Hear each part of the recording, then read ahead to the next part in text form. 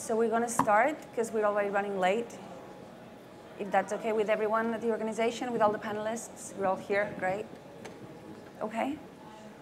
So welcome to this session on open data initiatives at the governance stream at these Smart City World Congress. We have a really exciting panel, I think, which will be pretty much focused on public initiatives, which is great because that can give some coherence to the contributions. But I work on societal impact, so I've asked all the speakers to come to my field and to address some of the things that I think need to be mentioned or discussed when talking about open data. So I'm going to ask all the speakers to explain what their experiences with open data initiatives are, what they've learned, and what they have to share with us. But I'm also going to ask them to go beyond the hype. I'm going to ask them to address the opportunities, but also the risks, the problems. I'm going to ask them to address the issues of privacy and accountability, what issues with staffing and training might come up, the things that we've seen come up with open data initiatives. So I'm hoping that can be another one of the streams that guides the discussion that we're going to have today. So I won't add much now. We have very short time for discussion at the end. So I'm going to ask all the speakers to stick to the 10 minutes they have, even a bit less if possible, because we would like to open the floor for discussion and hear what you have to say, and hopefully promote a debate that goes beyond the four walls of this room.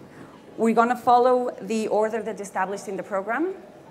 As you can see, we've got Jarmo from the Forum Virium Helsinki, Jennifer Belissent from Forrester Research, Rob Kitchin, and Gavin McArdle from Maynooth University in Ireland, Gustavo Bevilacqua from the mayor of Bahia Blanca in Buenos Aires, and Tom Heath from the Open Data Institute. So I'm going to ask Jarmo to take the stage and start from here. Thank you. Thank you. So, nice to be here again. For Virium Helsinki, 2 words about who we are. We are the innovation company, part of the City of Helsinki group. Since 9 years, we have been bringing together companies, cities, and citizens to innovate in digital services. So that's what we do. We will build bridges and better services for the people. 35 professionals at the moment. And we have been very strongly focused on smart cities and public services. What's interesting to see is that the very new vision for public services from the European Commission actually supports open approach for public services. So it has open data, open services, and open decisions at the core of how public services should be delivered. And how this links to smart cities, our take on smart cities is currently pretty simple. It is that they don't work. And why that is, it's because there's actually no market for smart city solutions now. If you look at it from the sort of user citizen perspective, we think that a well-functioning smart city market should be a market where services roam from one city to the other seamlessly without doing separate deals, separate apps, separate platforms for each and every municipality, 100,000 municipalities of Europe. But currently, cities are not compatible. And it's very hard to build an app, build a service for one city, and then launch it in another. So we have quite limited amount of urban services available as we speak. Why that is the case? First of all, we have the existing legacy. This is actually a real picture of a city I won't mention, of how the IT systems look like. So that's how cities' IT systems look like. In Helsinki, we had around 600. So cities are not interoperable even internally, never mind externally. Even internally, systems don't function together, don't work together. And to go through this, we should have a distributed model to build the smart city, in which we bring the developers, the citizens, the brains of the city together, so that the city community in unison develops the services of the city. Not just the city as an organization, not just a city hall, but the whole city participates in this work. And the open approach is a shortcut for interoperability, because it can empower the city community to participate in service provision. So the role of the city as an organization should be different. The city sees itself as an enabler of innovation, not the sole proprietor of services, but an actor which orchestrates the innovation in the city, monitors what happens in the city community, decides to stop doing something which is done well by the market, decides to adapt something, develop, innovate it by the city community to support it, let it flourish and grow, and design their own service offering based on what happens in the city community. So open data plays a key part in this. When we open the data repositories of the city, different things happen. First, if you link developers with access to data, which is the oil for services, you get innovations. Here's an example from Finland called Blind Square. Blind Square in an application which turns open data into an audio interface. Open source, available in 23 languages, and it's especially designed and used by the blind community of numerous cities across the world. So it turns open data into audio, has been co-developed with the blind people, and it's cost €0 for Helsinki or any other city where it works. Open data, if you combine sharing data on the same platform and collaboration across the departments, that creates efficiency. Here's another example from Helsinki, City of Helsinki service map, which collects all the services of city in one map-based interface. When this was done, we found out that there were 19 different map-based interfaces for city services, and each of them was underused, hard to find, and underfunded. And they didn't know that other 18 exist. But through working together, sharing data, they, okay, just a second, you have also a map. Well, we do as well. Let's pool the resources. Let's make one map which is good. And last, when you combine access to data and the tools developed by developers, well, you get transparency and better services for citizens. Example here from Helsinki again is Open Ahjo, and that is the smartphone, smart gadget window to all the 1.5 million decision-making documents which the city creates each year. That's published in a structured format as open data, and Open Ahjo makes it searchable, browsable, visible, easy to use. And it's actually used by the city council members more. They prefer this over the official interface of the system, which tends to be clumsy and hard to use. So they use the third-party app to access the decisions instead of the official city system. So how to make this happen? We have been in this domain now for 5 years. We started in 2009 with the first Apps for Finland competition. We had 19 datasets that year, so it was a bit scarce to start with. Now, City of Helsinki, Helsinki Region InfoShare hosts 1,200 datasets. And the key to make that work has been a structured process. So we have had a top-down buy-in and a bottom-up process to systematically find the data, harmonize the data, license it and validate it that this is good quality, then publish it, make it accessible, help the developers to find it and to use it, and give recognition for them and make the services and apps available. And I sometimes say that open data is like urban war. You have to go block by block and street by street, because the best example, best key to make it happen in all the departments of the city has been that you do it well in one place and then the next one comes. Just a second, they have a nice service. How did they do that? All right, well, we want that too. So we never blamed anyone for not opening the data. We just used the carrot method. Other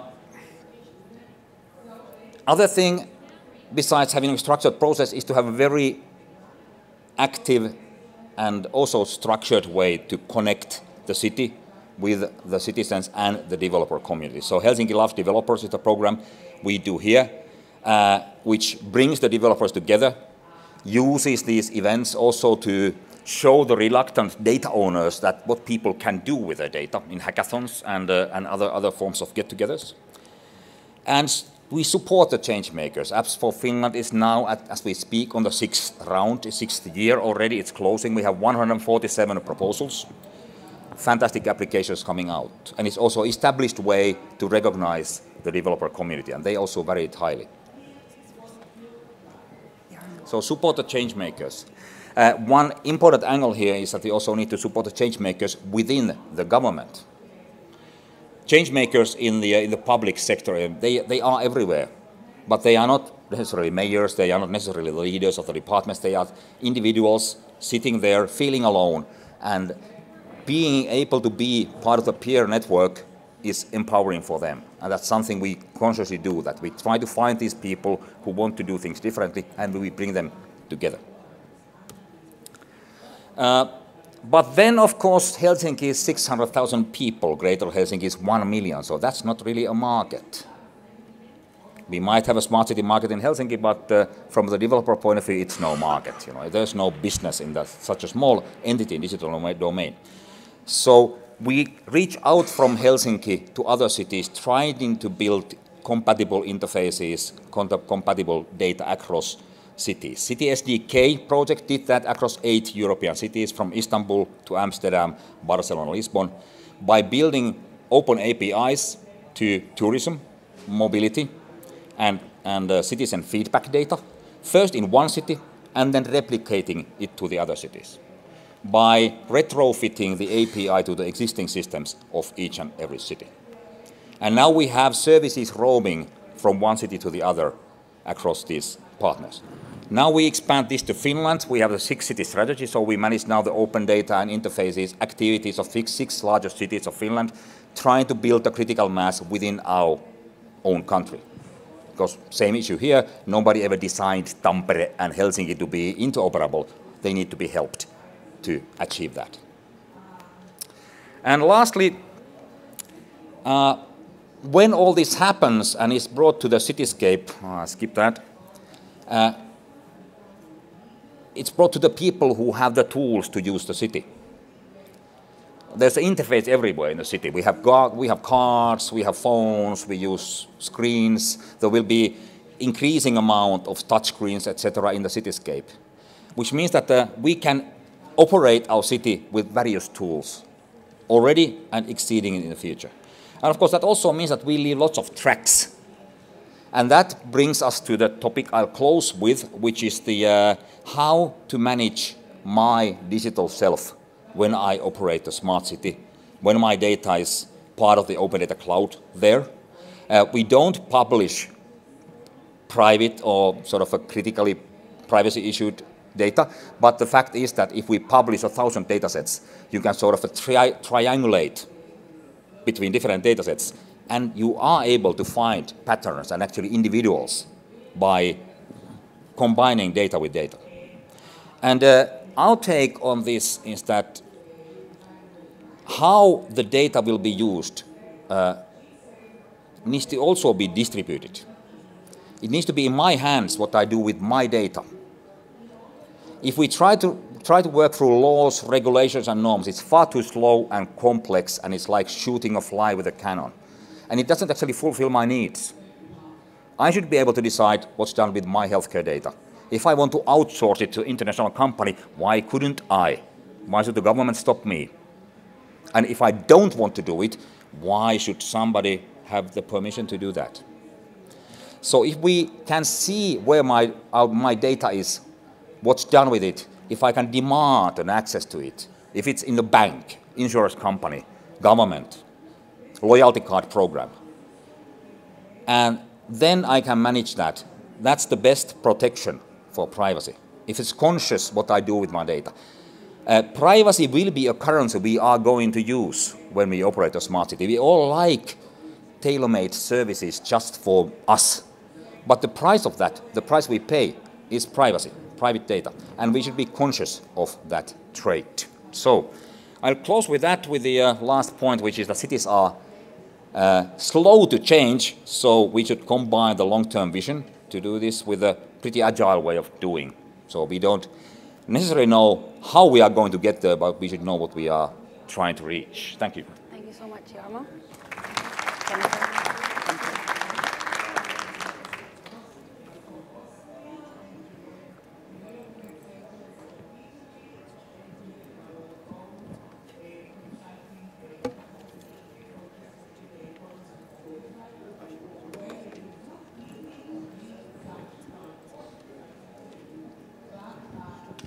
There we go.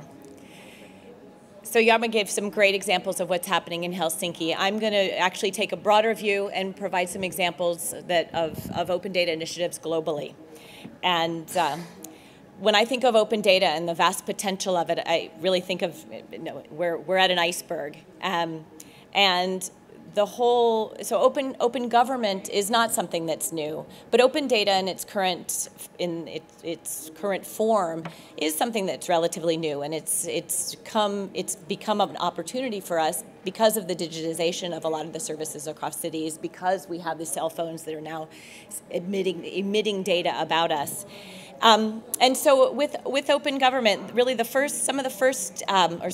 open data, some of the first instances we saw of that were around transparency, a big push for transparency, and understanding how governments were using our money, our taxes. In the US, we saw recovery.org, which was one of the first sites that published the spending of the recovery funds in 2008. In the UK, we had Where's My Money Go, which similarly showed where tax pounds across the UK were distributed. And from that, we've had just a flourishing of open data initiatives. One of the next steps after the transparency was really to get that data in the hands of those who could actually do something with it. So we saw lots of efforts around innovation. Jarmo mentioned that Apps for Helsinki is in its 6th round. We've seen lots of civic developers build apps that extend the services of the city. We've also seen private companies, new startups, and even existing companies who've embraced open data and brought that into their business models. But under the covers, some of the things that the governments themselves can do are around improving the efficiency of service delivery, improving the efficiency of operational processes, improving the effectiveness of the policies and the programs that we're launching. So I'm going to go through a couple of examples of each of those. So from a transparency and accountability perspective, one of the examples that I love is a really simple example, and I think I like it just because the snowplows are so cute. But in Chicago, there was a lot of criticism in the winter that politicians were plowing their streets first. So a way of combating that or dispelling that criticism was publishing plow schedules and real-time plow positioning. Not only did that address directly the criticism, but it eased the morning commute on winter days. On a more serious note, perhaps, in New York in 2010, they launched really checkbook register level expenditure data in what they called Checkbook New York City. Just this year in August, they decided that they were going to actually list the names of the vendors who have contracts with the city to increase not only the transparency, but the accountability around that city spending. From an innovation and economic value, so the innovation that I mentioned earlier creates economic value. And the first example that I have here is from San Francisco, where San Francisco obviously has a significant open data portal that provides real-time access to a lot of their data. And in this case, it was health inspection data of restaurants. So seeing the opportunity there to enhance their own business, Yelp began to incorporate those health inspection scores into their reviews of restaurants. Now, we've seen the studies have shown that these health inspections and the publication of health inspection results has improved cleanliness in kitchens and lowered rates of infection and disease. But in New York, they actually also noticed that there was a significant increase in restaurant revenues. So more people were going to restaurants. Now, it's interesting to note whether or not it's the good restaurants are the ones that they just want to see if they find the rat in the meal. But there's been an increased use or increased revenues around the publication of this data. Another one that I really like is O-Power. So O-Power based their business model on some studies that showed that if you tell people that they're going to reduce carbon emissions, they don't necessarily reduce their own energy consumption, at least not on a sustainable long-term basis. If you tell them it's going to reduce their own cost of energy consumption, that also is not sustainable. But if you tell them that their peers and colleagues are using less than they are, then that is more sustainable. That comparative behavior is something that affects their own consumption. So O-Power gathers data from a lot of different public sources and allows people to compare their energy consumption across their neighbors or their colleagues or people in similar economic situations. And they're also now selling that to small businesses. So small businesses can see how they're comparing to others in terms of their energy consumption.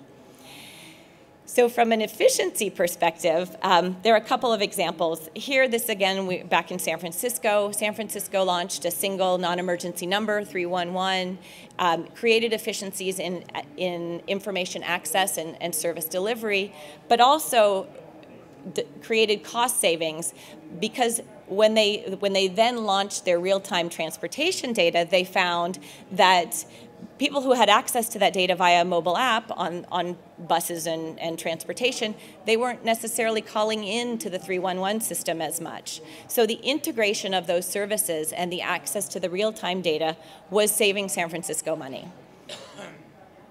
This is an interesting example. This comes from Dublin, and it's the ability to use data to really improve services. So this is an example of a newly single mother who needs some help in finding housing, who goes into the social services office and tells them there are 3 locations that she needs to get to in a day: her job, her son's school, and her son's foster home. So this is the available housing, the available social housing. How do you decide where this particular, where this woman should go? So they can use that data and filter it based on the locations that she's identified and help her find a new home, an apartment to rent that's most appropriate for her specific situation. So this is an example of incorporating data into basic processes, customer service, social care, and improving the outcomes. The last one that I'm going to share with you is a program in Washington, D.C. So I don't know how many of you are familiar with Washington, D.C., but it has a very significant underprivileged population. About a third of the children in the District of Columbia fall below the federal poverty line. It's kind of hard for me to see here, but in the 2 darker districts, the percentage of children below the poverty line is 50%. So the city was really looking for how do we design specific programs that target the children in these regions, in these districts. So they gathered data on family structure, crime, education, unemployment, nutrition, just a vast amount of data, and engaged civic data scientists, so not civic developers. They actually launched a data dive or a datathon and crunched the numbers to try to identify which specific programs would best address the problems that they had in the city, this specific issue. So they were looking at things like, do we need after-school programs or maternal health programs or free school lunch programs, which are another program in the States. And they were able to use data to help them refine those policy decisions. But there are all these great things that we can do with data, but when we ask IT and business decision makers in government about their data practices, and this is my butt that goes with all of these good things, we find that there's really a data maturity gap.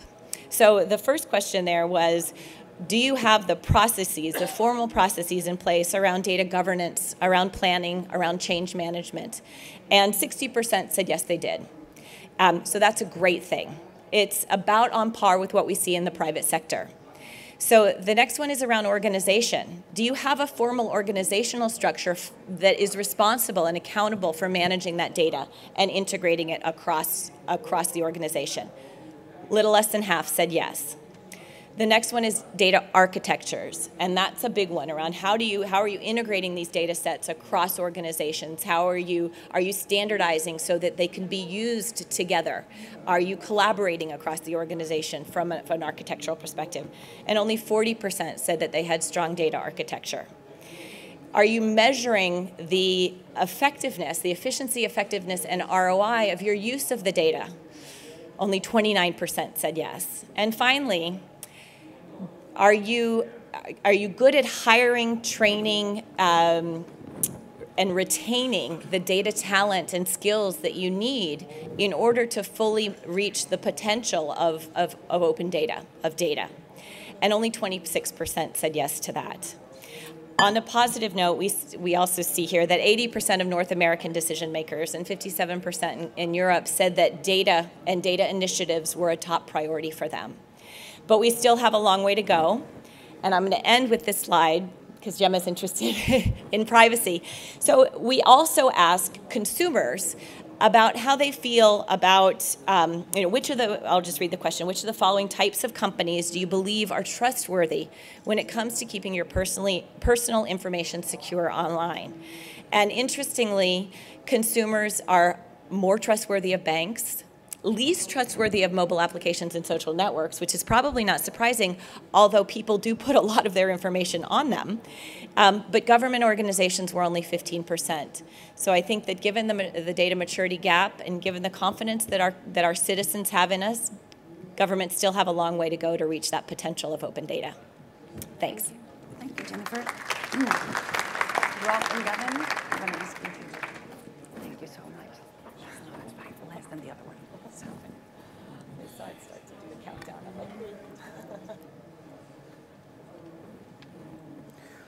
Okay, I'm going to talk around the Dublin Dashboard, which has been developed for the city by ourselves in conjunction with Aero, which is the All-Ireland Research Observatory, which provides open data for the whole of Ireland, north and south. And it fits within the Smart Dublin strategy, and the quote here is taken from a draft of that, which talks about improving the kind of livability and attractiveness of Dublin as a city to live in, using technology in conjunction with residents and agencies and so on. It's about trying to apply technological innovation to what the local authority does, exploit the potential of big and open data, increase collaboration between agencies and citizen engagement, develop ICT strategies and drive efficiencies, create sustainable developments. And the city's been working with a number of companies and also with universities around envisioning this idea. And what we've been doing is trying to develop out a kind of a open, real-time and other kinds of data platform. So providing real-time information, interactive graphs and maps, and there's a couple of thousand of those in the system. Location-based services where you can find out where the nearest things to you are and what the opening hours and all that kind of thing. Indicator trends where you can monitor how the city's performing over time. Make the data open and available to everybody else. And also a way in which people can feed back to the city about issues that are there and put them into their operational schedule. It's been funded by the European Research Council. Science Foundation Ireland is one of 11 projects around this programmable city project. And really what we're trying to do is be able to allow the city and citizens to be able to answer these kinds of questions. So how well is Dublin performing? What's happening in the city right now? Where are the nearest facilities, services to me? What are the patterns of population, health, economy, housing, so on? How does Dublin compare to other places, both within the city, between neighbourhoods, but also between cities? What are the future development plans for the city? So what are the land zoning? What are the planning permissions? What's the trajectories? How do I report issues to the city? How can I freely access data from the city? And then how can I build apps and do other things with that data? So really the idea is to provide a kind of comprehensive open data platform for the city, including what real-time data the city is producing. It's you now, Gavin, is it? Sorry, this is a double header. So I prepared a video of the Dublin Dashboard to give you an idea of the features that are behind it, and I'll show you that in a minute. But first I just want to talk about some of the principles behind the design and development of the dashboard. So firstly, there are no closed elements. There's no password protected areas of the website. Everything you see is accessible to everybody. We did a major kind of data audit of all the data available for Dublin from lots of different agencies, and we're putting that all together in one place through this dashboard. All the data is open, so anything on the dashboard that we show in our graphs or interactive maps, anyone can access, and we provide the links for them to do that. The site's generally point and click, so it's very easy to use, so it can be used by the general public. But at the same time, there's interactive parts, so if you want more information about a particular thing, you can drill down through our interactive tools. Another principle which we followed was if there's an existing tool out there which does a good job, there's no point us reinventing the wheel and putting the data in and make your own tool. We just provide a link out to that. In the video, you'll see some examples of that. So this is the Dublin Dashboard here. You can see there's a number of different modules, and Rob mentioned some of them. I don't have time to go through every one, so just highlighting some of the features in this video. The first one is how Dublin's doing. This allows us to compare Dublin to other regions of Ireland and to other cities internationally. We've worked with Dublin City then to create these indicators, these 6 different indicator themes, I suppose. When you click on any one of them, you're taken to the individual indicators. In this case, it's industry and employment. So you're presented then with these individual indicators around employment, unemployment, the economy, income and poverty levels in the city, and also any of the industry sectors in the city. So all these indicators are interactive graphs, so you can hover over them, interact. In this case, we're looking at the unemployment numbers in Dublin compared to the national level in Ireland. And as you can see, it's a long time series, so we've gone back as far as possible to get the most comprehensive data set available. You can interact with them turning on and off different time series or view the data in a different format. So in this case, we're looking at the rate rather than the raw unemployment number. In all cases, we provide access to where we get the data from. In this case, it's the Central Statistics Office. So we also then have a number of real-time interactive tools. So this is a real-time environment map where we show the air quality for Dublin, the sound levels at different stations across the city, and also we do the same for the water levels. So it's a real-time map pulling in data from lots of different sensors in the city. And in all cases, we provide a link to the source of the data so others can go and explore it, maybe build their own tools around it. We do a similar thing for travel. In this case, it's an example where we provide access to an external tool. In this case, Irish Rail provide a good travel map showing the location of all the trains. So we didn't reinvent that, we just used their existing map. So this is a travel map which we did develop ourselves with Dublin City Council. We can interact with the road network and see what the current travel time is on any of these small segments. In the city centre itself, we've mapped all the car parks and we can see what the current capacity is and how many free spaces there are. We also have mapped the Dublin City Council traffic cams so we can see what the current conditions are across the city, so to help the citizen to plan to be more efficient. Other things then on the site are, as Rob mentioned, the All-Ireland Research Observatory, who are based in Maynooth, and they've developed very detailed maps from the 2011 census of Ireland. So we can look at the Dublin data from that at very fine detail. We can look at all the different census census questions. So literally from this you can create hundreds of maps from this one tool. So for example, if we're interested in the unemployment or the employment rate in Dublin, we can look at that particular census value. So that's the employment one. We also then have the unemployment rate. So the unemployment percentage. So then the map is redrawn, and as you can see, it's at a very fine level of detail. So this represents maybe a street or a neighbourhood, and we can see the statistics for that individual small area. And we can see differences start to emerge across the city, and maybe we can use the other elements of the dashboard to build a story around that. Aero have also developed a crime monitoring tool. So this takes data at every single police station and shows you how many crimes have been reported there and the different types of crimes and how it's changed over time.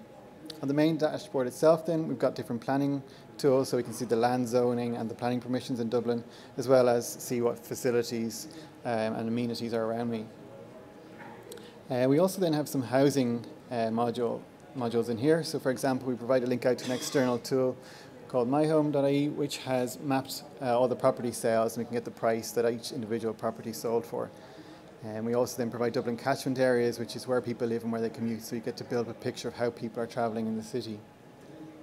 To get feedback from citizens, we've also included some other tools, such as Fix My Street and Fix Your Street, where citizens can report problems in their area, such as graffiti or litter or potholes. The idea is then that the council visit these sites and the action on the issues that's been raised and report back through the interface that it's been resolved. So I showed you already that we provide access to where we get the data for the indicators in the real time, but we also have this directory of other useful data sources with information or data about Dublin. In terms of future work for the dashboard, we're looking at mapping the social media activity across the city in real time. We're also looking at doing some long-term modelling, maybe of housing needs and strategy for the city, or more short-term dynamic traffic modelling in the city. We're building a directory of apps relevant to Dublin. And we're also working with Dublin City Council on a Have Your Say module, where people can give feedback about the city, either through social media or through surveys. So just giving you a very brief idea of what the dashboard is. So if you go and view it yourself, hopefully you'll see the range of data that we have. Right, okay. So our project is partly computer science, but most of the people on the project are social scientists, and we're kind of interested in the politics and the ethics and philosophy around building these kinds of systems and the kind of the politics of urban data. So we're actually using the dashboard as a way of thinking through some of these issues. So, you know, indicators, benchmarks, and dashboards aren't simply technical tools. They're framed socially, politically, ethically, philosophically, in terms of their form, their selection, their analysis, their deployment. You know, data doesn't exist independently of ideas, of instruments, practices, context, knowledges, systems used to generate them, process, and analyze them. And data are framed within data assemblages. So we can think about the data assemblage of the Dublin Dashboard as drawing ideas from systems of thought, developing forms of knowledge. There's finance issues around how it's funded. It sits within the political economy of the city and of the local authority. It's embedded within a whole series of governmentalities and legalities in terms of data standards and protocols, regulations, laws, and so on.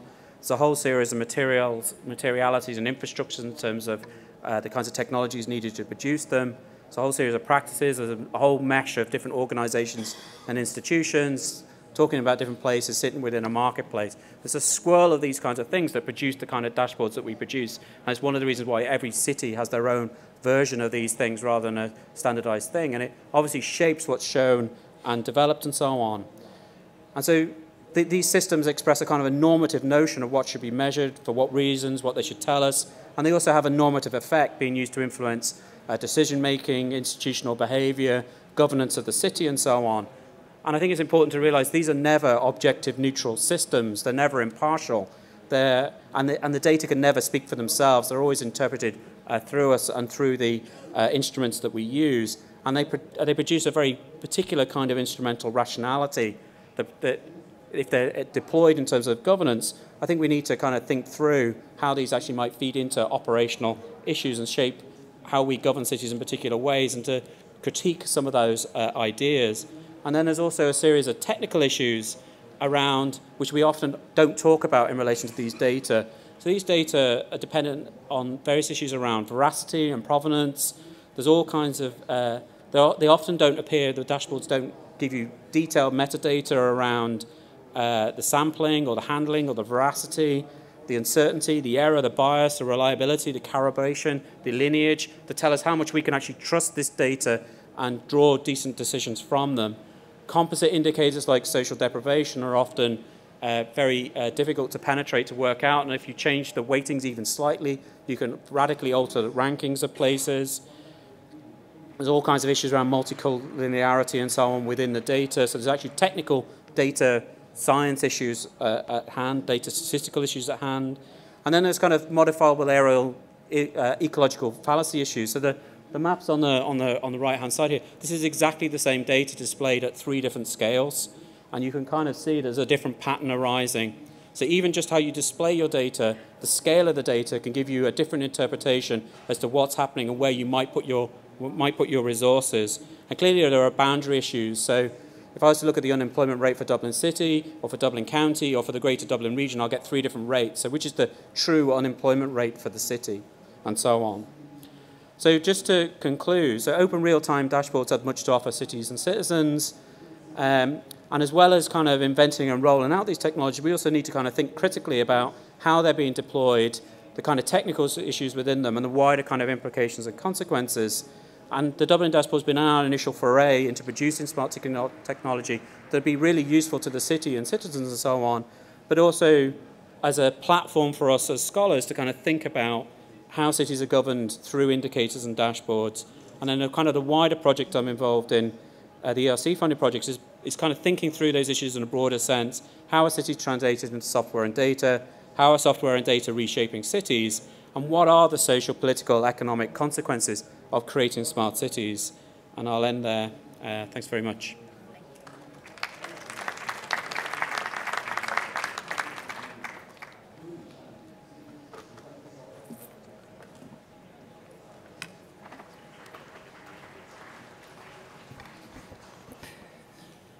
Muy buenas tardes. Muchas gracias a los organizadores del Congreso por invitar a la ciudad de Bahía Blanca a participar de este evento, que es muy importante para nosotros porque hace solo 2 años comenzamos la iniciativa de Gobierno Abierto. Si tuviera que titular la experiencia, diría que para ser Gobierno Abierto se necesita decisión política. Y no con esto quiero desmerecer la calidad técnica o tecnológica. Para nosotros ha sido de mucha utilidad y hoy, asistiendo a este congreso, vemos que la tecnología para mejorar las ciudades, para hacerlas más inteligentes, no solo está disponible, sino está cada vez más accesible. Con lo cual lo que tenemos que tomar es esa decisión y quiero contarles por qué tomamos la decisión. Tomamos la decisión porque creíamos que era necesario en este momento lograr aumentar el capital confianza en la sociedad para implementar todas las medidas que debíamos llevar adelante. Y cuando nos planteamos esta cuestión dijimos, ¿cómo lo hacemos? Aquí presente mi colaborador, Esteban Miroski, quien gerencia actualmente el área de Gobierno Abierto e Innovación de la Municipalidad de Bahía Blanca. Empezamos a desandar los 3 ejes que involucra Gobierno Abierto: transparencia, participación y colaboración. Y en ese momento elegimos transparencia porque creíamos que sin transparencia no podían venir los otros dos ejes. Y en función de esa elección, a su vez, elegimos los 2 temas más importantes y más críticos que tiene, por lo menos, la gobernanza de la ciudad de Bahía Blanca. Uno tenía que ver con el manejo de los fondos públicos. En un país latinoamericano donde la corrupción y el manejo de los fondos públicos siempre está cuestionado, creímos que era el punto fundamental para atacar. Y decidimos no solo poner los datos de un modo accesible, abierto y reutilizables, sino que además decidimos hacerlo en tiempo real, conectar nuestros sistemas directamente a la red. ¿Qué quiere decir esto? Que un ciudadano de Bahía Blanca paga sus impuestos y en una barra se identifica que aumenta. Y cuando el municipio hace su gasto, esa barra baja. Y no nos quedamos ahí, sino que además en la ciudad, por su capacidad de recursos humanos, teníamos una persona con una ONG, Gasto Público Bahiense, que hacía o trataba de hacer un análisis de los gastos que hacía la municipalidad. Lo llamamos y dispusimos embeber y que sea esa misma ONG, con el trabajo que estaba haciendo a lo largo de todo este tiempo, quien reflejara a través de gráficos lo que hacía o cómo gastaba la municipalidad y cómo recaudaba la municipalidad.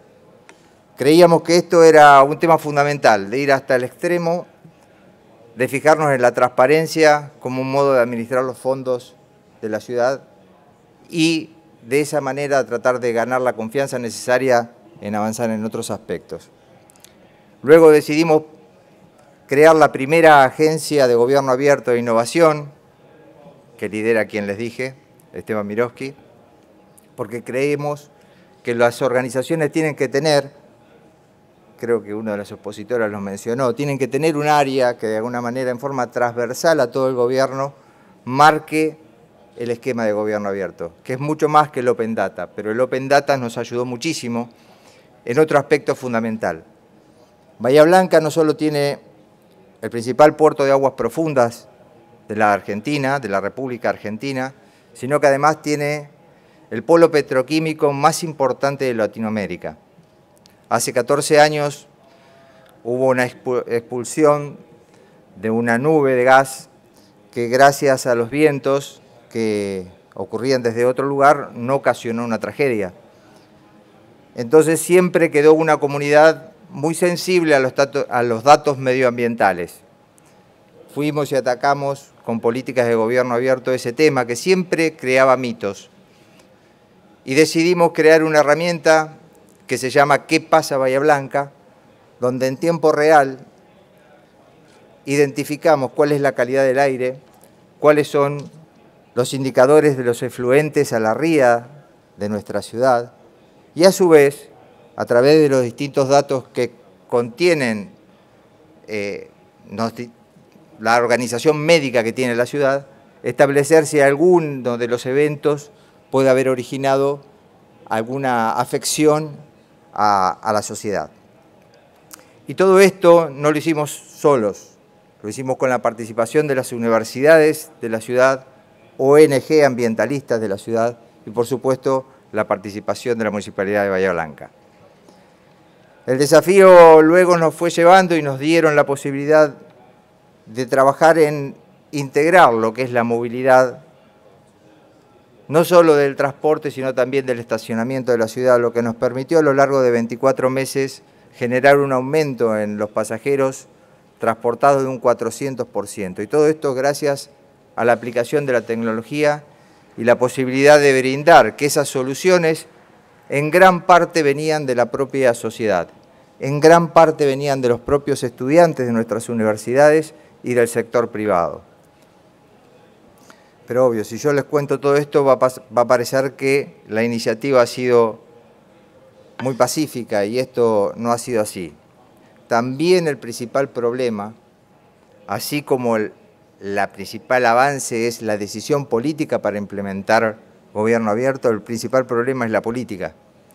Así que, a modo de transmitirle cuál fue nuestra experiencia, el primer día que nosotros anunciamos nuestro portal de gobierno abierto, creíamos que la oposición o los sectores políticos no iban a aplaudir y, sin embargo, en 30 minutos sacaron una ley local que nos obligaba a bajar los datos de sueldos y los datos de asistencias sociales.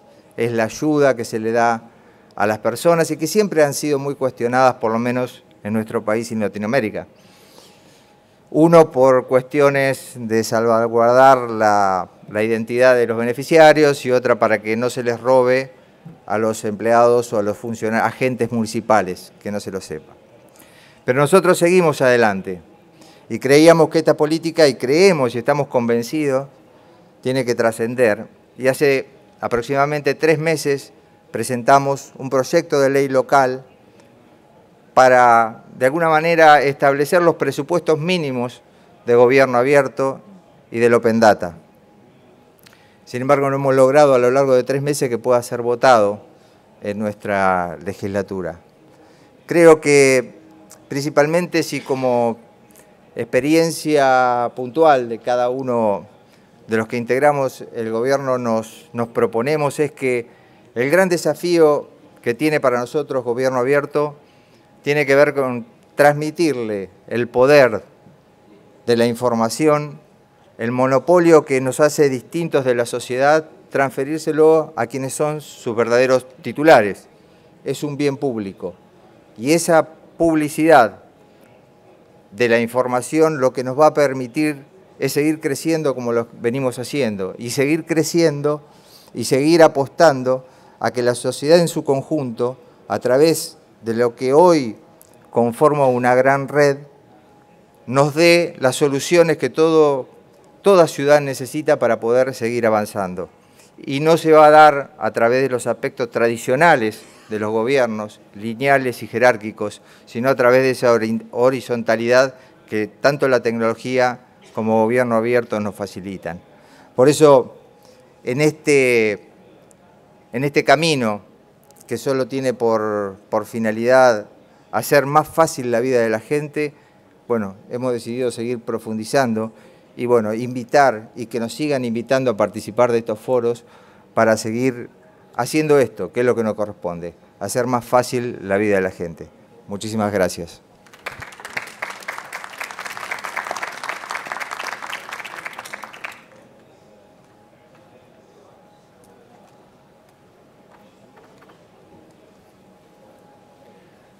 Afternoon, everyone. I have the privilege of going last, which enables me to take a kind of reflective stance, I think, on some of the great examples that we've seen so far of open data initiatives from around the world.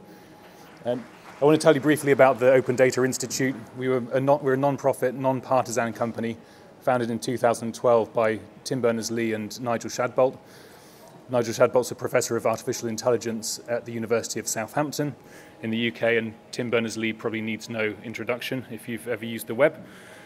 We were founded with seed funding from the UK government of £10 million over 5 years.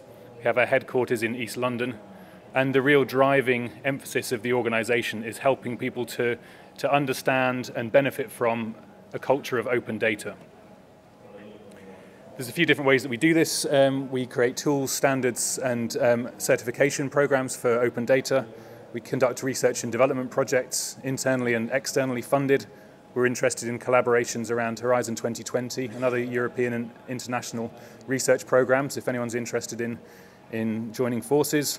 These are some of the existing research projects that we have funded by European and national sources. We collect evidence of impact of open data in different locations and in different sectors. So I'm really loving all the examples that we're hearing today and throughout the conference. And we incubate a number of startup companies. We're based in East London, but we have a global network of what we call ODI nodes. These are effectively franchise organizations. I can see one sat here, or the leader of one sat here in the audience from North Carolina. And you can see that a number of these are based in very active and very high-profile cities that are known for their smart city reputation as well. So that's a brief introduction. As a kind of closing piece, I want to talk a little bit about the interplay between open data, open participation, and open infrastructure, and how we can really ensure that these all complement each other and travel in the same direction. I'm going to start with an example from quite close to home, which was last year there was a plan by the Mayor of London, Boris Johnson, who some of you may have come across. He's a very interesting figure, can be quite divisive, or people's opinions of him are often quite divided. And he planned to close a number of fire stations in London. So there's an incredible number of fire stations in a city of the size of London, and he proposed to close 10 to 12 of these. And for people living in the neighbourhoods affected by the closure of a local station, it's an incredibly emotive subject. I've never stopped to think about it until this issue arose, about how I'd feel if my local fire station was closed. I don't actually know where my local fire station is, but clearly when someone wants to try and start closing them, then people start paying attention and getting, feeling the effects of that on their local community through the medium of their safety, or their potential safety in the event of a fire. So in the end, the closures went ahead. These are some firefighters in London having a kind of emotional hug on the day that the closures went ahead. And one of the problems, irrespective of your position on the closure of the fire stations, one of the problems with this whole issue was one of process. Irrespective of whether it's actually justified or not, there was a problem here with people being able to actually feel that they were involved in the process of deciding which of these stations were going to close for financial reasons, and a problem in people understanding the rationale for how these stations were selected. So the decision to close those particular stations was based on a commissioned report by a private company whose methodology was not made openly available to residents of London. So in doing that, then effectively these people that are affected by those closures don't have a sense of understanding or an ability to understand what's happening and why. So what we did at the ODI was a short project in just a few weeks to understand if we could replicate this kind of analysis using just open data sources. So what we did was create this tool here, which is based on open data about response times to fire incidents from different fire stations in London, and basically provided an application where anyone could come along and simulate the closure of different fire stations and simulate the effect on response times to different locations in different London boroughs. And by doing this, it was based purely on open data. The source code is all open source, and it's an open tool that people can use to understand that process. In the end, it changes nothing about the fact that the fire station's closed, but it provides an example of how open data can enable people affected by policy decisions to feel somehow involved, or be somehow involved in the decision, and actually seek about synthesizing or simulating the closure of different stations, and potentially petition the politicians locally to close different stations if they found contradictory results to those of the original study. In the end, this analysis replicated almost precisely the analysis carried out by the private company. Again, the difference here is one of process rather than necessarily of outcome. So we've demonstrated that in a handful of weeks, basically 2 guys working for about 3 weeks, They can do all the analytics, all the data science, and the creation of this interface and application to enable that process to be conducted in a much more open fashion. So this is one nice example. How do we scale that to a smart city as a whole? How do we scale the participation, or how do we create infrastructure that scales in order to enable different actors, different stakeholders to participate in a more meaningful fashion? And by participation, I don't just mean community groups and individual citizens. I mean organizations that exist outside the local authorities. I mean companies that have a stake in how a city is actually run. Voluntary groups, NGOs, all these sorts of different actors that play into the creation of a smart city. I think a lot of the discourse around smart cities is often based on, is driven very much by the local government actors, and there's a sense that there's ownership, almost complete ownership of that initiative by those local authorities. And I think it's really important and fantastic that we're seeing those organizations take that leadership position, but I'm not sure yet that the discourse has broadened enough to help us understand who else needs to be involved and how they can do that. So looking briefly at some kind of technical aspects of how we might create an infrastructure that goes beyond an installation of a smart city platform in a data center somewhere paid for by the local authority and either run by them or under contract run by someone else. What sorts of technical approaches and principles can we start to adopt and follow to enable that infrastructure and those initiatives to scale? So first of these, and if you've ever heard me talk before, you'll know where this is going. My research background is in open data and linked data, and you'll start to understand some of the themes here. So giving identifiers for everything of interest. So by identifiers, I don't just mean like a row number or a record number in a database. I mean something that is universal and exists and is meaningful outside of a particular context. So a row number in a database or a record number in a local database does have no context when you remove it from that particular database context or that data set context. A web address, on the other hand, has universal context. It's addressable, it's routable. You can look it up, you can put it in a web browser. That identifier is something that then enables different data sets to start talking about the same things by sharing the use of those identifiers. If someone looks up those identifiers through a medium like the web, then we should provide open data about the things of interest. You know, that's a no-brainer for people that have come to this session. But we also need to start thinking beyond the notion of kind of bounded data sets that exist in a centralized platform. You know, it's understandable that organizations think about their data assets in terms of discrete data sets that are managed in different ways by different people according to different policies. But when we think about a smart city infrastructure, we need to think of one where there's an unbounded pool of data, a web of data, that isn't just limited by the notions of, oh, I downloaded that data set from the open data portal or the open data platform. I got this one from here and I joined them together. That kind of joining needs to happen earlier in the process, so we can actually create a kind of pervasive web of data throughout the city. And ultimately, that data web is the platform. It's not a piece of software running in a data center. It's a platform of data that's identifiable and that's shareable. From a privacy perspective, I think that notion of a much more distributed implementation or manifestation of open data within a smart city is the way that we can help to build the governance around usage of our personal data or sensitive data, because it remains distributed under local control. And I wanted to close with this quote, which I think is a really wonderful kind of representation of how smart city initiatives should be really focusing. It's really, the quote is taken out of context. There's a whole paragraph around it, but I think it's wonderful. Being comfortable, this is about the role of the city authorities in smart city initiatives. Being comfortable as a facilitator of city outcomes rather than a deliverer of services. That's from a report out today by Arup and University College London. I think it's really something that we should aspire to here. Thanks very much.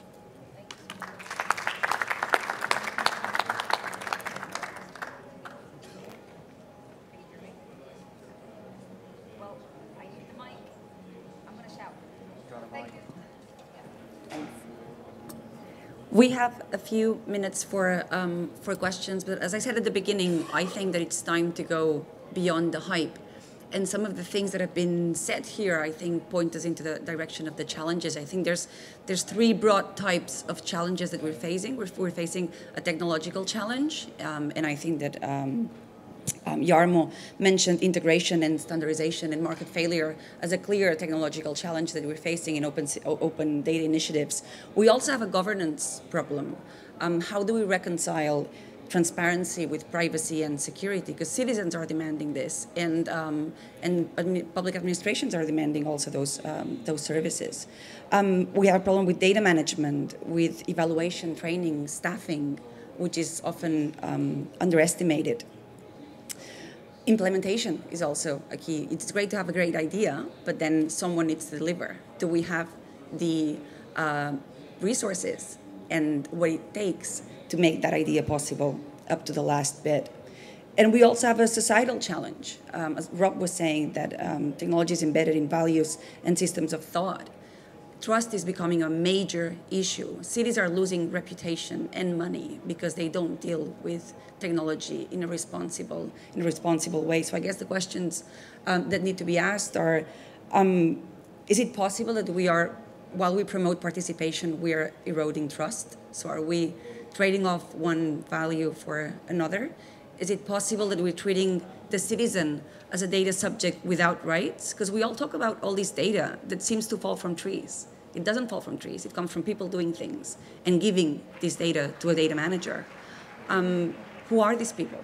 Are we falling into the trap of data despotism? Are we doing everything for the people with data of the people but without the people? Is that a possibility? It's just a question. But I think that these are things that need to be taken into account, especially when we're seeing more and more that people are increasingly wary of how their data is managed, both for open data or any other kind of technological process. People are educating themselves on self-defense tools. People are learning how to use Store. And the fear is that if we over-abuse the citizen, it might come a time when this oil, which is data, will not be so easily accessible anymore. So how do we approach these challenges? I think those are the questions that would come to my mind, but I'm going to open the floor for discussions and for any other things that you think are worth highlighting after this really interesting session.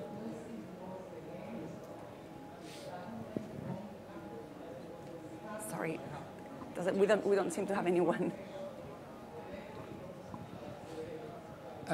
Thank you to the participants in the session for an interesting session. I would like to ask you about, in Spain, these days we are discussing about a new regulation for standardization of open data for cities. And this is the time of discussion. And I would like to ask all of you if you can suggest if you have in your countries regulations for open data for cities that we can follow or we can have a look before we have this regulation approved in Spain. So, great question. I think the question of standards is so multifaceted. I think it would be useful to have a follow-on discussion about the particular facets that you're looking to standardize. From an Open Data Institute perspective, then, please let's have a discussion about our Open Data Certificates program, which has been localized in a number of different countries and takes into account the local legal context around publication of open data. We've localized the certificates for Mexico, and we're very interested in doing the same for Spain. Well, we are facing that question, of course, now when we start the 6 cities collaboration in Finland, because they have lots of stuff which is not necessarily compatible. We would rather, instead of standardization, sounds like making everything similar. So we would like to rather talk about sort of soft standardization or harmonization of the necessary components, because that's just much more doable. So I don't think we can think really realistically to retrofit everything the cities ever did in data to be compatible with everything the other cities did. It's just too much. But I think it's possible to build certain layers of interoperability on the existing existing sets, so to build the linked data layers on it. There we do face the challenge of resources, because it's easy to open the data, but when you have to enrich it, you need a process to do it, and you need resources for it. And I don't think cities are having that at the moment. Most cities don't have that resource. Anyone else from the floor? Oh, sorry. Sí, no, en el caso de la ciudad conté que teníamos una proposición de presupuestos mínimos. Sin embargo, la Argentina no cuenta. Hoy se está debatiendo el acceso a la información pública y no tanto el tema del Open Data y de la posibilidad de regularlo. Creo que lo que viene, y en función de los panelistas, es un gran debate, pero creo que siempre tenemos que tener la impronta de en principio, tener disponibilidad de aquellos bienes, como la información, que son bienes públicos.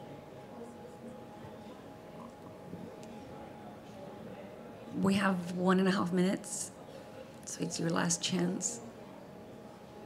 Okay, if no one wants to say anything, I'll ask the panel if anyone wants to add anything, or should we close it here? You're fine? Okay, so we'll close it here. Oh, one question, sorry, last minute. Hola, ¿qué tal? Quería hacer una pregunta a Tom Heath.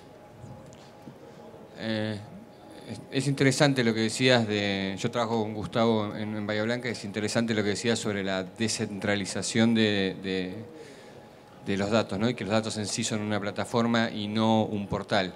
Y entendiendo eso de que cada actor que empieza a abrir datos desde un gobierno o en otro caso como un sector privado, es difícil, por lo menos hoy en un lugar como Bahía Blanca o Argentina, pensar que los privados empiecen a abrir datos, y porque uno no sabe si siempre es o el huevo o la gallina, ¿no? Si es que los privados no lo hacen porque todavía no hay interés, o si están esperando o no lo hacen por otro motivo. Entonces quería saber si en el caso, si ustedes conocen experiencias en donde además de gobiernos, que obviamente que se abren por reclamos de la sociedad, o en nuestro caso por iniciativa propia también, si conocen casos en los que estén trabajando donde haya iniciativas privadas de aperturas y que esos datos se pueden combinar con datos públicos.